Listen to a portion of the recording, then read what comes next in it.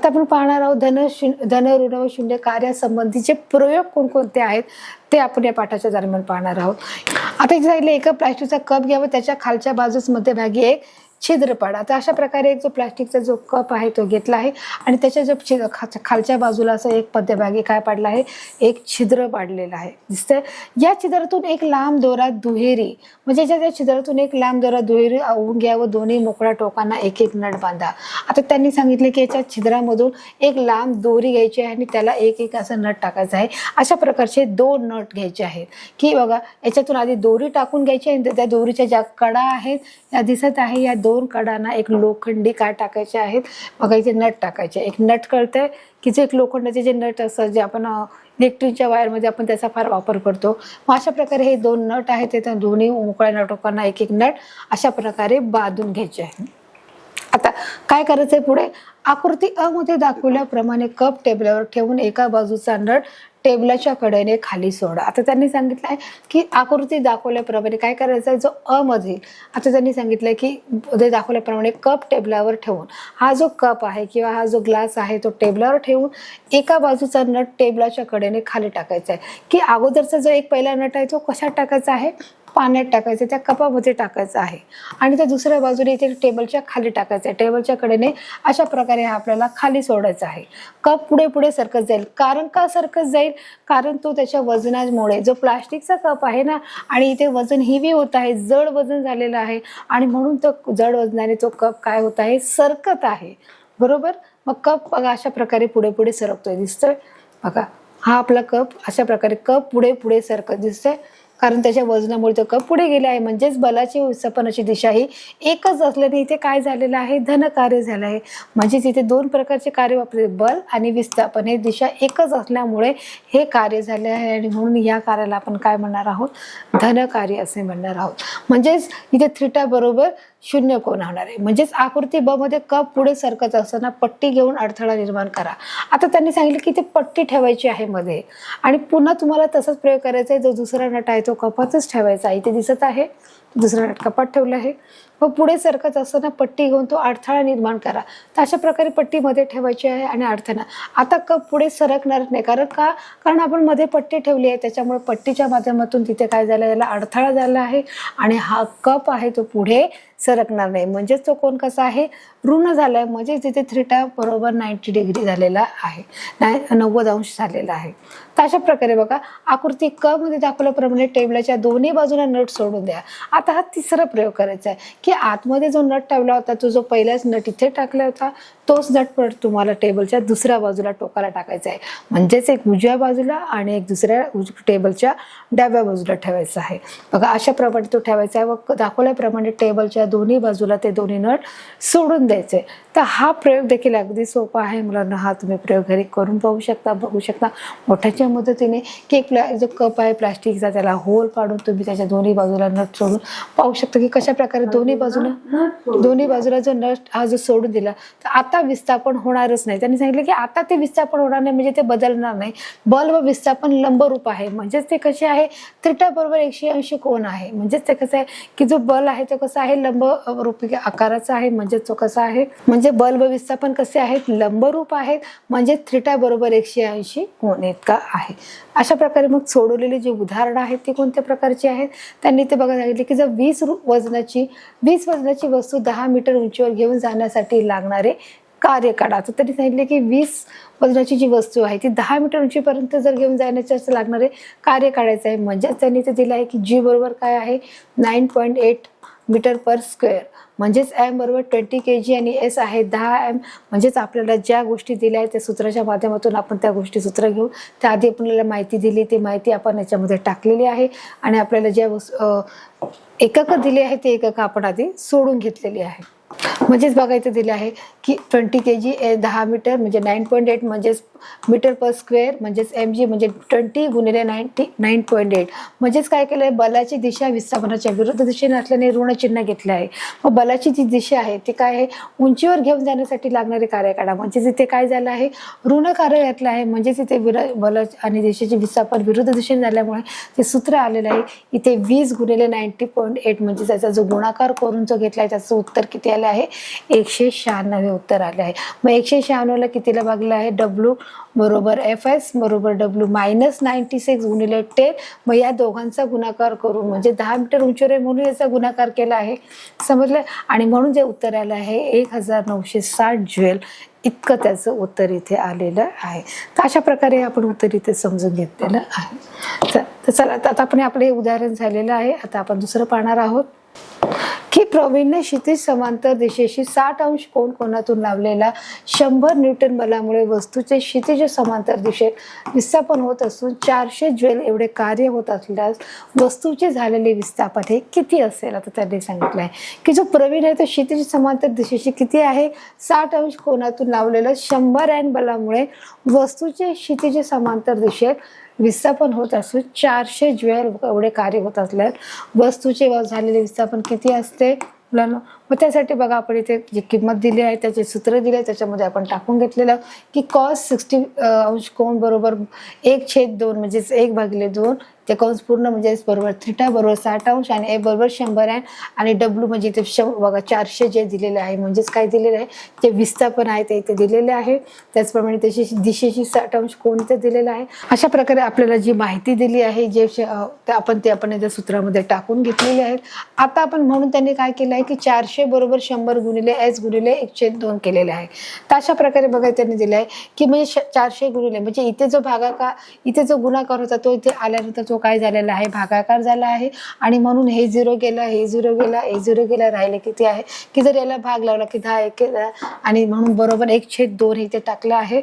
आणि मग ज्याचं उत्तर आहे म्हणून 4 गुणिले 2 काय झालेलं उत्तर आहे 4 गुणिले 2 हा 0 गेला हा 0 गेला हा 0 गेला राहिला किती आहे इथे 4 आलेला आहे आणि याचा 2 आलेला आहे म्हणजेच इथे भागाकार आहे भागाकारचा इथे काय झाला आहे गुणाकार झाला आहे आणि म्हणून 4 गुणिले 2 बरोबर S म्हणजे 4 दुने 8 आहे म्हणून S बरोबर 8 मीटर म्हणजे वस्तूचे 8 मीटर इतके विस्थापन झालेले आहे.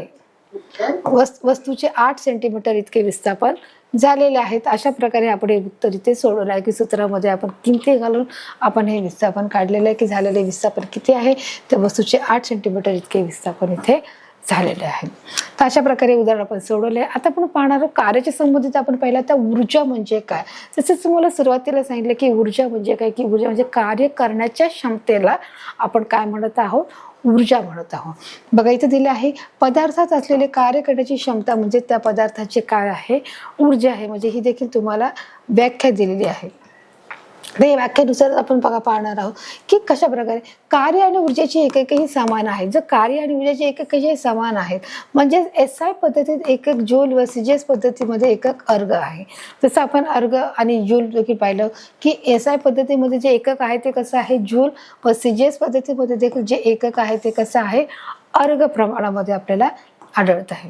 ऊर्जा विविध रूपात आढळते जसे यांत्रिक उष्णता प्रकाश ध्वनी विद्युत चुंबकीय रासायनिक अणु आणि सौर इत्यादी.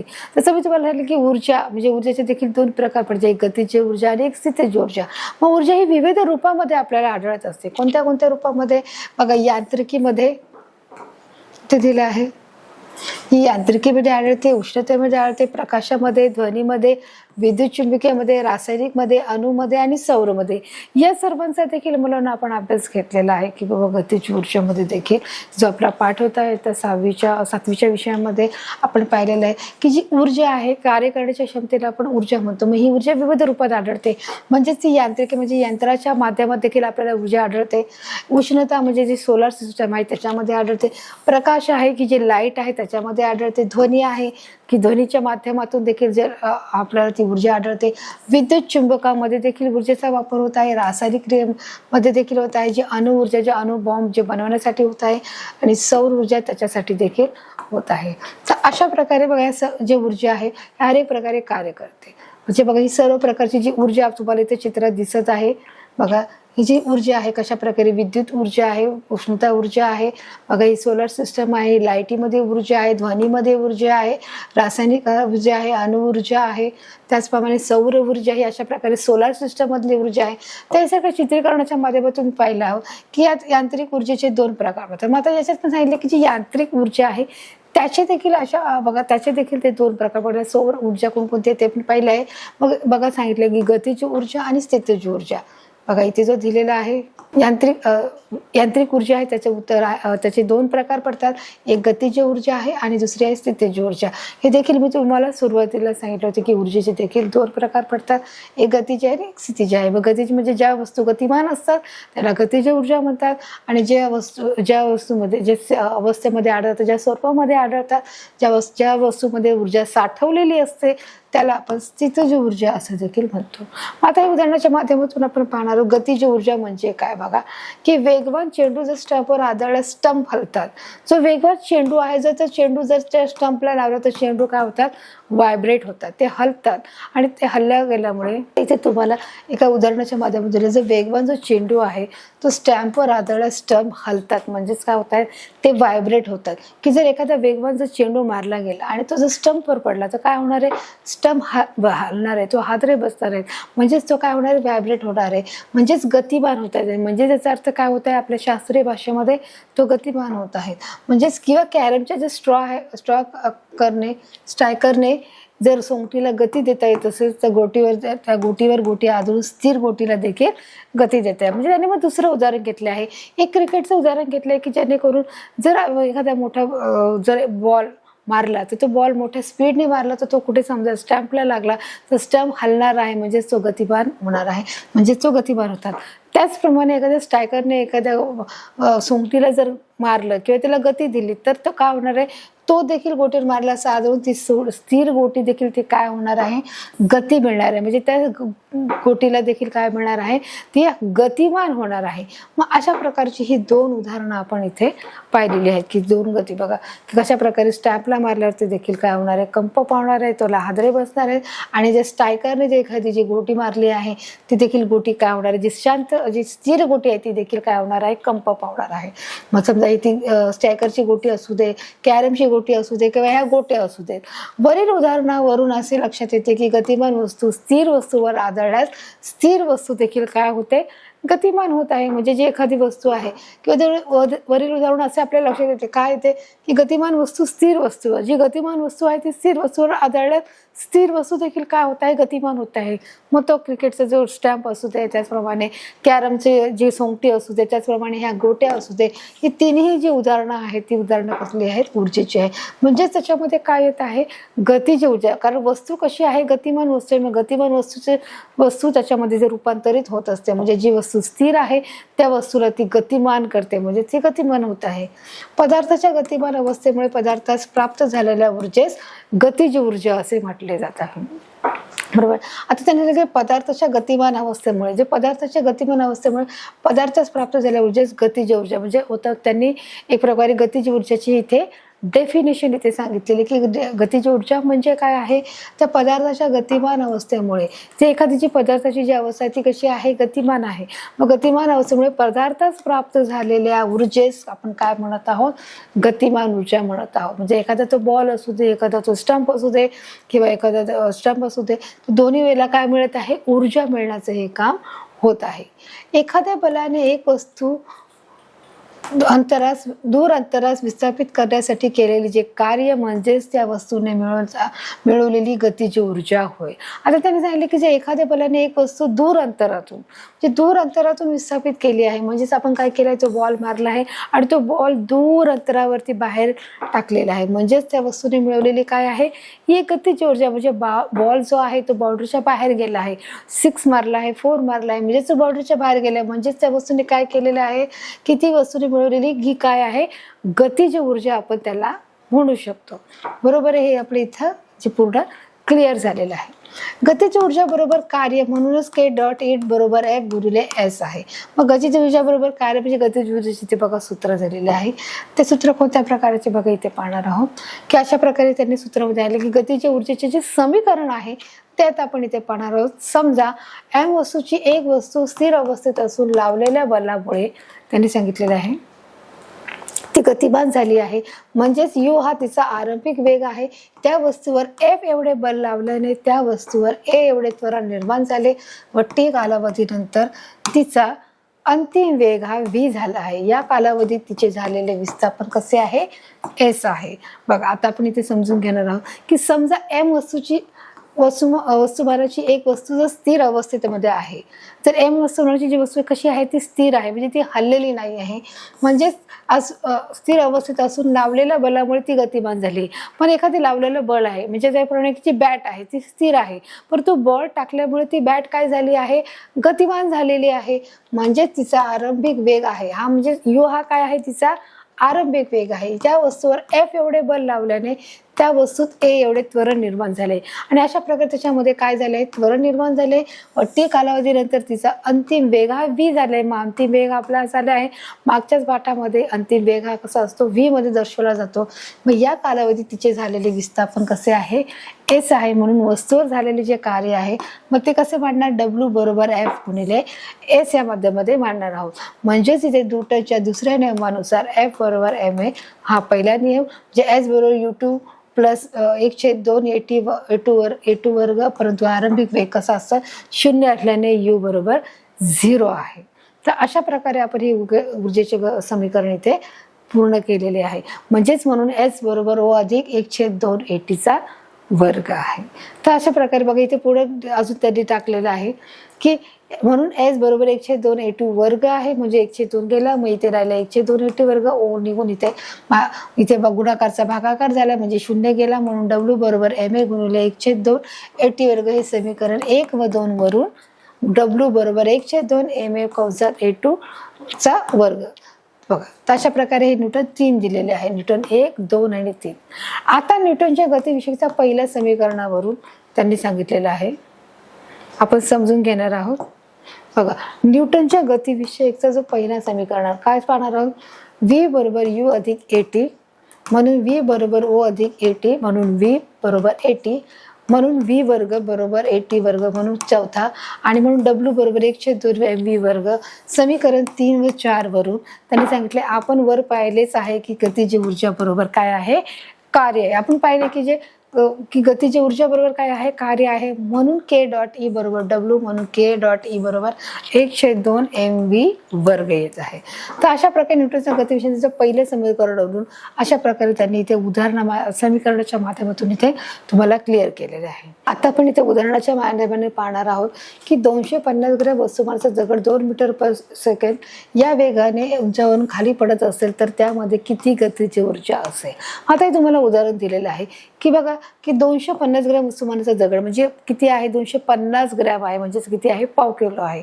500 ग्रॅम असेल तर आपण बोलणार की अर्धा किलो आहे, बरोबर आहे. आणि जर 1000 माप असेल तर म्हणजे आपण बोलणार की तो किती आहे, 1 किलो आहे.